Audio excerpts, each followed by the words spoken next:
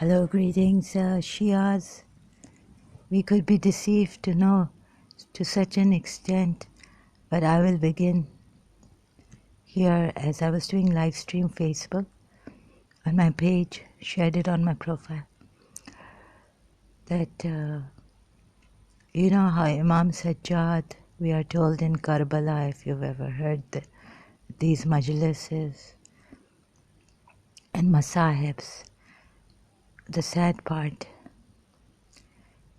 that he would not hear anything, a sound from the ladies, right? Holy ladies or any ladies. Imam Sajjad, and we used to cry. Really feel it. Really, really. Oh my God, Imam Sajjad was such a pious, very, very strict on this, right?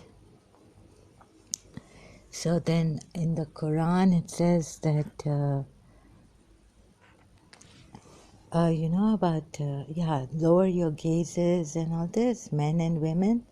Also for men, there's a verse in the Quran, and from the Quran I will give you. Right? So, it's in Surah An-Naba, voluptuous women. And you can see, you can look up the wordings like I did. And so I have this, excuse me, on live stream. I always do this when I'm after eating. I just had a meal. Sorry, excuse me. So, voluptuous women. So from the Quran, I have exposed the lies of Imam Sajjad. I mean, being like that, like we women should not even in Karbala, right? I find it hard to speak. I'm still under a shock. It's very difficult to leave this religion. Now it's emotional conditioning, and rationally I've understood, tried to show myself, and now it's all that conditioning, emotional, and still under a shock. So I wasn't going to leave this religion so easily. I had to burn all the bridges, whatever questions were coming, like this religion, this and that. So our imams and all, full knowledge, right? Sorry, I cannot say this properly. So then what happened is, then what about this verse? Like you can discuss the Quran. The Shias will say, no, that's for the afterlife. But the Quran has put it like this: voluptuous women. You can read Qaib. What is Qaib? The meaning of Qaib. And what are these girls or not sagging breasts and all this, right? In Surah Naba, you can read that ayat. The number of the ayat, I forgot.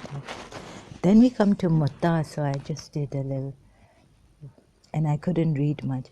Look at the contradictions that this, like the, you know, this one side, this extreme. I just shut the Mutta Shia Islam. Let me just go back here and show you 4 pillars of Mutta. It is for enjoyment, right? And and Imam Raza says, like, there's no, you can have a Mutta, there's no time period. Like you can have a Mutta. So I'm still sorry, please forgive me here and bear with me. Imam al-Rida, Mutta must be a stipulated thing for a stipulated period. In addition, the Imam was once asked if it is possible to conclude a contract of Mutta for 1 or 2 hours. He replied, no time limit is understood from 1 or 2 hours. What does that mean? No time limit is understood. So it can be, does this mean, am I under a shock or something that I can understand this? The way he's put it, Imam al-Rida. So, rented property. Above, the women takes on certain legal characteristics of rented property. Okay, in the case of a temporary marriage. So, enjoyment.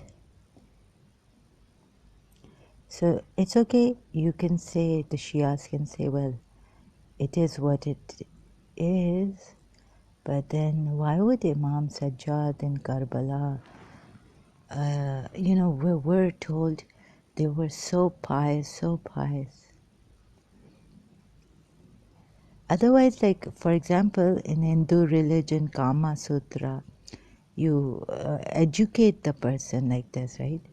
No voice coming out of a woman, a lady. So strict in Karbala, Imam Sajjad. And here, then the female Maulanas, ladies with knowledge should explain to us. So those of them women, when you enjoy, give to them their appointed wages. So it's such a distinction that it makes you, when you read this, and then you remember Imam Sajjad's Karbala, what he said, what the Maulanas tell us he said about women's voices not even coming out. Not even a ah. Both its proponents. So then you see, the 10th verbal form of the root empty is translated as enjoy. So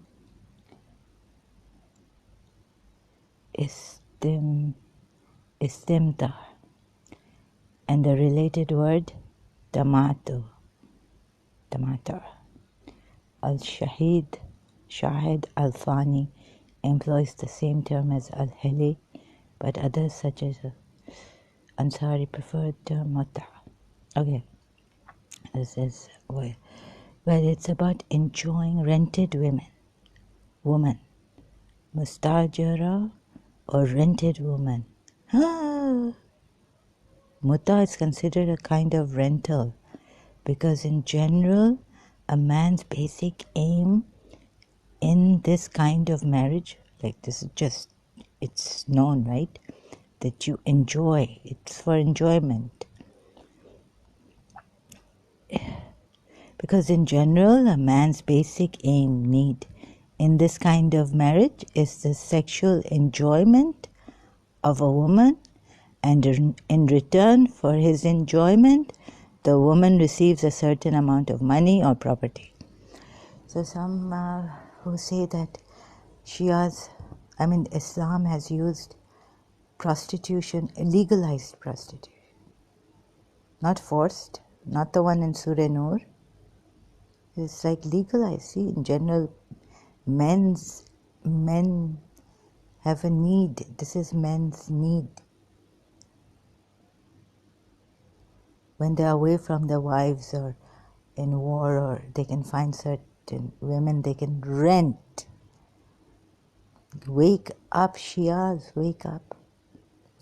They can rent. What do prostitutes do? Oh, okay, we might need some time, so I got this from a Shia site. Again, you can have a look at this. Sorry, it's not focusing. Yeah, a little bit.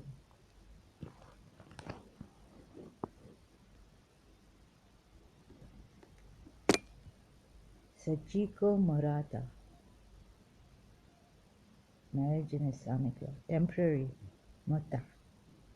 You can get this. Google search Shia Islam Mutta. Google search Shia Islam Mutta. Oh my God. So those who try to bring our mind to, this is like legalized prostitution, and we might resent or say, no, no, no. But slowly, slowly, let it sink into you, Shias. It is legalized prostitution.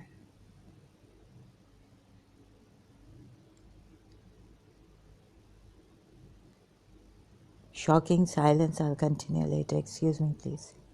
Thank you.